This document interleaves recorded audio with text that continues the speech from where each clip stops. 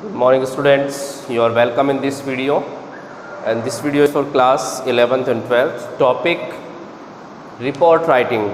Okay, and you know that I have completed speech, article and debate writing, and today we will discuss about the report writing.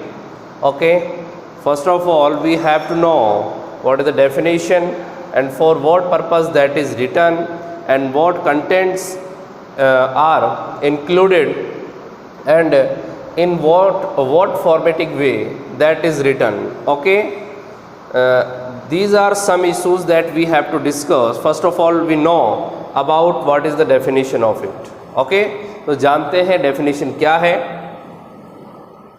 A report is a factual description of an issue or a problem. Okay, देखिए यहाँ पे कि एक जो report होती है, अब report किसी के भी रेफरेंस में हो सकती है, तो यहाँ पर जो रिपोर्ट होती है वो एक फैक्चुअल डिस्क्रिप्शन होता है. फैक्चुअल का मतलब होता है जो फैक्ट पे बेस हो. फैक्ट का मतलब होता है जो वास्तव में सत्य हो, जो वास्तव में सही हो, या वास्तव में जो चीज़ घटित हो चुकी हो, उन चीज़ों के जितने भी हमारे पास कलेक्टिव डेटा है तो उसको हम कह सकते हैं कि वो फैक्चुअल है या फैक्ट बेस्ड है. तो is a factual description of an issue और ए प्रॉब्लम. तो किसी भी मुद्दे को लेकर या किसी भी समस्या को लेकर जो हम एक फैक्चुअल डिस्क्रिप्शन नोट करते हैं या फैक्ट के बेस पर एक नोट हम जारी करते हैं, उसी को हम क्या कहते हैं, उसको रिपोर्ट कहते हैं. Okay, a report is written for a clear purpose. आप ध्यान दें कि रिपोर्ट जो है वो किस लिए, ध्यान रखना, एक रिपोर्ट जो है एक क्लियर पर्पज, एक बिल्कुल स्पष्ट उद्देश्य के लिए लिखी जाती है. And for a particular audience, और एक विशेष ऑडियंस के लिए, यानी कि जो श्रोता है या सुनने वाले या रीडर्स हैं उनको कह सकते हैं. क्योंकि अब कहोगे ऑडियंस ही क्यों, क्या सर वो सुन रहे हैं क्या रिपोर्ट को? रिपोर्ट को देखो हम यहाँ किसी को बता के या रिटर्न में या किसी को दूसरे कम्युनिकेशन के थ्रू उसको अगर हम किसी तरीके से कोई इंफॉर्मेशन प्रोवाइड करा रहे हैं या कोई दूसरी हम जानकारी उसको दे रहे हैं, इट मीन्स वो उसके लिए क्या हो गए, रीडर्स या ऑडियंस हो गए. तो फॉर ए पर्टिकुलर ऑडियंस, तो एक पर्टिकुलर ऑडियंस के लिए, अब देखो सपोज करो कि एक कोचिंग का एक ऐड आ गया और एक कोचिंग के ऐड के थ्रू हम कह सकते हैं वो नीचे आपने किसी रिपोर्ट को देखा कि ये कोचिंग जो है स्टार्ट हो रही है और इसमें एडमिशन जो है इतने जो सीट है इतनी सीटों पर होगा, साथ में इतनी फीस का क्राइटेरिया होगा, ये सब कुछ. तो अब बात ये आई कि वो जानकारी किसके लिए इम्पोर्टेंट है? वो जानकारी उस व्यक्ति के लिए इम्पोर्टेंट है जो यहाँ पर उसका लाभ उठाना चाहता है या उसका बेनिफिट लेना चाहता है, या जिसके लिए वो इम्पोर्टेंट हो सकती है. सभी के लिए कोई सारी जानकारी इम्पोर्टेंट नहीं होती, जिसके लिए जो इम्पोर्टेंट होती है वही. अब सपोज करो आपका रिजल्ट आ गया, अब वेबसाइट पर आपका रिजल्ट आया, इट मीन्स आपके लिए वो रिजल्ट इम्पोर्टेंट है. जो पर्टिकुलर लोग उस रिजल्ट से जुड़े हुए हैं उनके लिए इम्पोर्टेंट है. क्या आप सारे रिजल्ट देखते हैं? नहीं देखते. आप अपना पर्टिकुलर रिजल्ट देखोगे तो एक पर्टिकुलर ऑडियंस के लिए होता है. वेरियस फॉर्म्स ऑफ रिपोर्ट्स, और यहाँ रिपोर्ट जो होती है, रिपोर्ट के अलग अलग तरीके के फॉर्म होते, रूप होते हैं. अब कौन कौन से? न्यूज़पेपर रिपोर्ट्स, ये तो न्यूज़पेपर वाली जितनी भी रिपोर्ट्स है आप जानते हैं इनके बारे में. इंक्वायरी रिपोर्ट्स, इंक्वायरी के लिए जो रिपोर्ट भेजी जाती है वो इंक्वायरी रिपोर्ट. प्रोग्रेस और एक्शन टेकन रिपोर्ट, और अगर किसी प्रोग्रेस के लिए एक्शन लेने के लिए जो रिपोर्ट जारी की होती है वो उसको प्रोग्रेस या फिर हम एक्शन टेकन रिपोर्ट कह सकते हैं. ए रिपोर्ट ऑफ ए मीटिंग, और कोई मीटिंग के लिए कोई अपॉइंटमेंट देना है किसी व्यक्ति को तो उसके लिए रिपोर्ट भेज दिया, ठीक है. अब वो किसी मैगजीन के थ्रू या किसी न्यूज़पेपर के थ्रू नहीं आया, बल्कि हमने उसको डायरेक्ट किसी पोस्ट के थ्रू या फिर ईमेल आईडी के थ्रू ऐसे हमने उसको रिपोर्ट भेज दी, ठीक है. बैंक भी एक नोटिस जारी करता है, अब नोटिस जारी करता है और कई बार वो रिपोर्ट भी जारी करता है, इट मीन्स करता है कि नहीं करता. तो ऐसी जो रिपोर्ट होती है, ठीक है, तो इसमें क्या कहा, ए रिपोर्ट ऑफ ए मीटिंग, तो किसी मीटिंग को लेकर रिपोर्ट जारी की जा सकती है.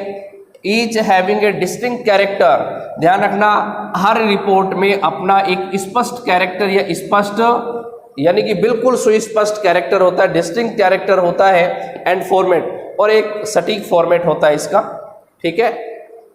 इट में इंक्लूड, अब रिपोर्ट के लिए कौन सी चीजें शामिल होनी चाहिए, what things may be included to make report concisely, बहुत अच्छा बनाने के लिए, बहुत उसको प्रोग्रेसिव बनाने के लिए हम रिपोर्ट में किन चीज़ों को शामिल करें, या हमारे पास कौन से ऐसे मेथड्स होने चाहिए जिनके बेस पर हम रिपोर्ट को बहुत अच्छा, क्लियर, कंसाइस, ठीक है, बना सकते हैं।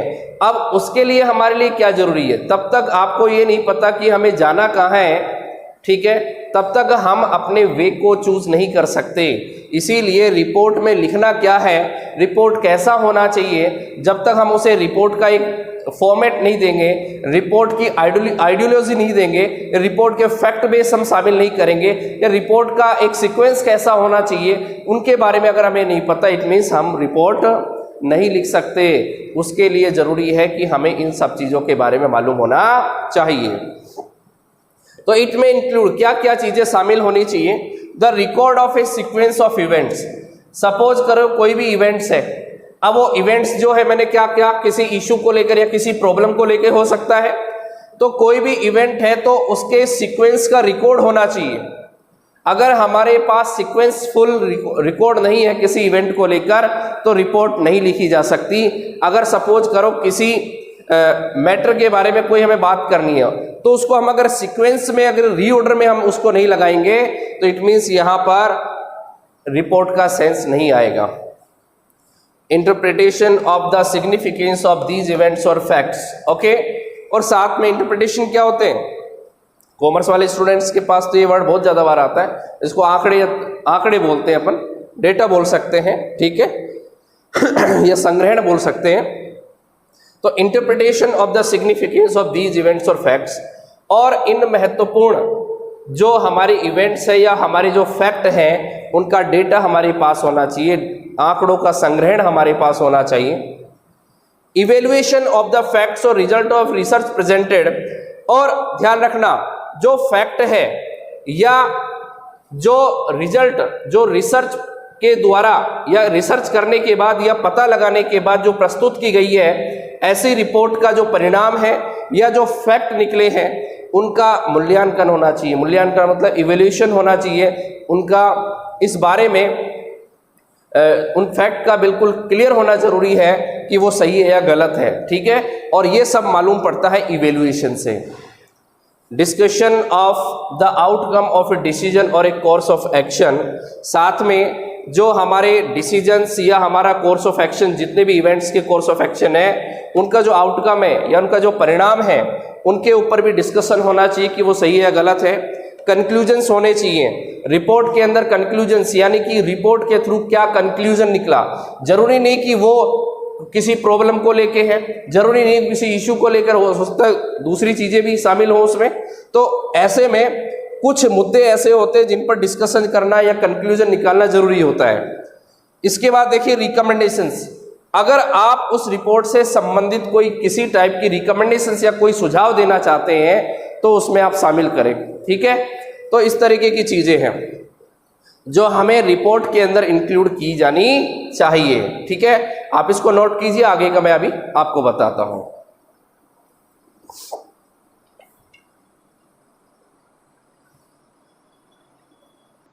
ओके, लैंग्वेज के बारे में देखते हैं अब।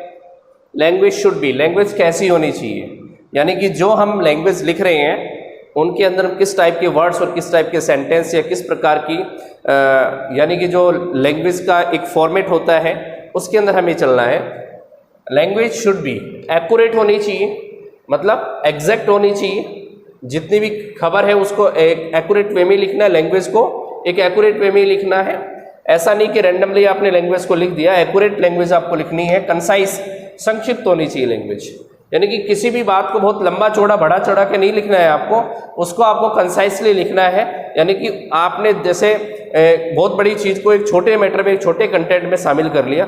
रिपोर्टर क्या करते हैं, शॉर्ट हैंड सुना होगा आपने जो रिपोर्टर होते हैं वो शॉर्ट हैंड का यूज़ करते हैं। शॉर्ट हैंड का मतलब ये है कि जैसे किसी लीडर ने किसी टाइप का एक स्पीच दिया, अब उस स्पीच के बारे में जो एक एडिटर होगा वो उसको, यानी कि जो रिपोर्टर होते हैं, रिपोर्टर जो होते हैं वो रिपोर्टर शॉर्ट हैंड का यूज़ करके उस रिपोर्ट को बहुत संक्षिप्त तरीके से लिख लेते हैं, उसको कंसाइज कर देते हैं। ठीक है, बहुत लंबा चौड़ा अगर वो भाषण को, अगर वो बोल रहा है भाषण को लिखने लगे, स्पीच को पूरा लिखने लगे, तो क्या उसको याद रह पाएगा? नहीं। तो बहुत छोटे तरीके से लैंग्वेज को लिखता है और उसको लिखने के बाद फिर वो उस मैगजीन में, न्यूज़पेपर के अंदर उसको पब्लिश करता है। Clear?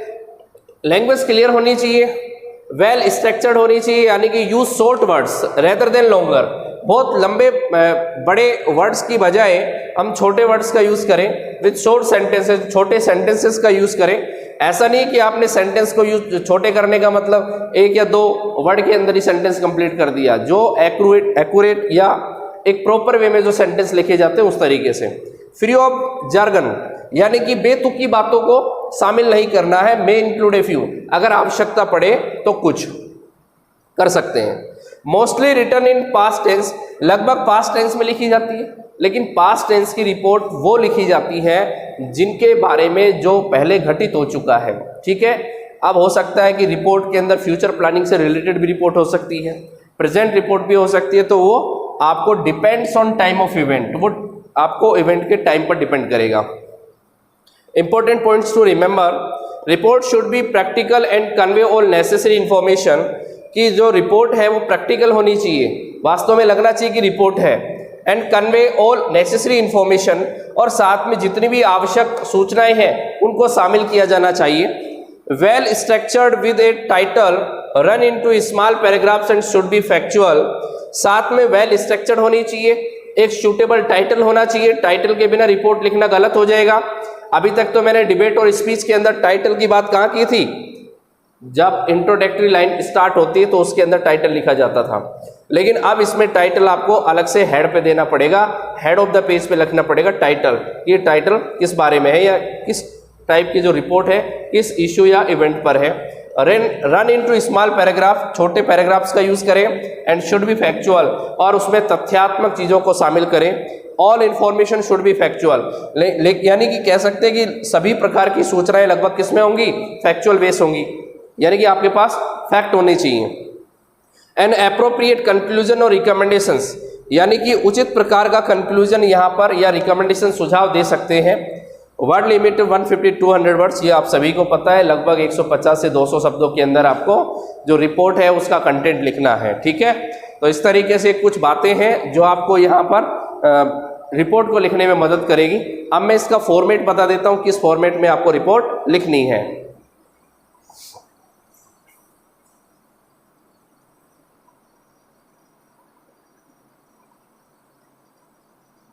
Okay, so let's discuss about the format. अब फॉर्मेट की बात करते हैं कि फॉर्मेट में कौन कौन सी चीज़ें आनी चाहिए, कैसे क्या होना चाहिए, तो इसके बारे में देखते हैं। हेडलाइंस और टाइटल की बात कर रहे हैं। हेडलाइन और title suitable, catchy and brief. Catchy का मतलब होता है जो बिल्कुल हम देखते ही पता लग जाएगी ये खबर इसके बारे में है ना। वो ब्रीफ संक्षिप्त होनी चाहिए, बहुत लंबे चौड़े वर्ड्स में आपको नहीं बताना है। ठीक है, आपको यहाँ से 4 to 5 और 6 वर्ड्स या 7 वर्ड्स का यूज़ करते हुए, एक लिमिटेड वर्ड्स का यूज़ करते हुए आपका हेडलाइन और टाइटल लिखा जाना चाहिए। It should be written. Okay, byline की बात करें, बायलाइन में सीधा सीधा मतलब है जो रिपोर्टर होता है या राइटर होता है उसका नाम आपको लिखना है। बाकी मैंने यहाँ सब हेडलाइन का नाम दे दिया, इसको एक सब हेडलाइंस कह सकते हैं या कह सकते हैं नेम आ जाए, रैंक और पोजीशन भी दे सकता है। आपको डायरेक्टली कुछ नहीं करना, आपको लिखना है। सपोज करो कि आपको वहाँ नाम देगा, अगर बाय द वे वहाँ नाम नहीं दे तो आप वहाँ पे नोट कर देना by special reporter, by Meenu, by Sonu, by Manish Gupta. केवल बाई का यूज़ करके आपको अपना नाम लिख देना है, इसके अलावा आपको कुछ नहीं करना। क्लियर? उसके अलावा ओपनिंग पैराग्राफ की बात आई, a brief mention of what happened, आपको एक ब्रीफ मेंशन देना है, यानी कि वहां पर ओपनिंग पैराग्राफ में ये बताना है क्या घटित हुआ। ठीक है, वेयर एंड हाउ, तो क्या घटित हुआ, कहाँ घटित हुआ, कैसे घटित हुआ, and the most prominent consequence और इफेक्ट, और इसका बहुत ज़्यादा क्या दिखना चाहिए, प्रभाव दिखना चाहिए। अलोंग विद द डे, इसके साथ में डे यानी कि दिन, दिनांक, इसके अलावा डे दिन और दिनांक, इसके अलावा टाइम, और इसके अलावा वेर इट टुक प्लेस यानी कि कब ये घटित हुआ, इसके बारे में पूरी जानकारी होनी चाहिए। डिटेल्स के बारे में बात करें, पैराग्राफ 2 और 3, 2 से 3 पैराग्राफ, 2 या 3 पैराग्राफ बना सकते हैं, लेकिन मैं तो आपको एडवाइस ये दूंगा कि लगभग 2 ही पैराग्राफ आप बनाएं।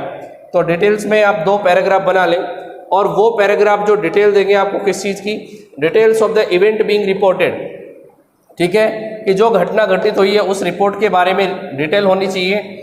आई विटनेस अकाउंट, यानी कि आई विटनेस अकाउंट का मतलब है आपको वहां पर जो लोग वहां मौजूद थे या घटना को किसी ने देखा, तो ऐसी स्थिति में वहां पर आई विटनेस अकाउंट का मतलब आंखों देखे हाल जैसा वर्णन होना चाहिए।